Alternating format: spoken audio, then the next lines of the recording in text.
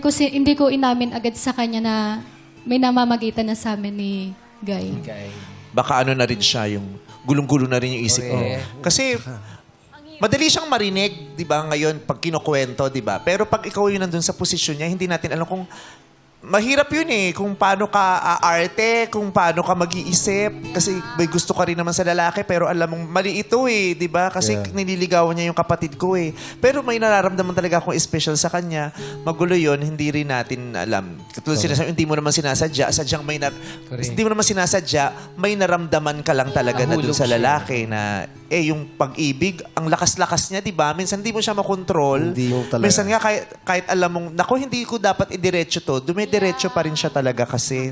So, paano mo na lang, nung sinabi nung lalaki na may gusto siya sa'yo, nanligaw ba siya sa'yo o naging magjowa kayo agad?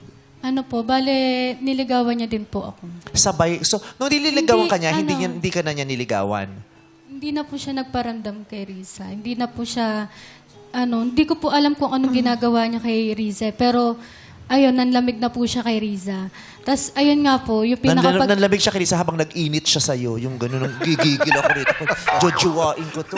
So, Nag-iinit na siyang gano'n. pag dumadalaw pala sa bahay niyo si Guy, ikaw na pala ang pinupuntahan. Hindi na, bale po yung, yung ginawa po niya, bale, ako po, umalis po ako ng bahay. Aware ka, Riza, sa ganong, na kaya siya umalis, tapos hindi na nagpapakita yung guy sa'yo dahil may something na sila. Aware ka? Hindi po, kasi ang sabi niya sa akin, mag-work lang daw po siya dito. Sino? Si So, kailan mo nalaman?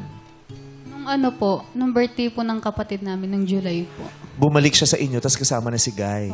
Oh, ang lakas makateleserye. May dala na.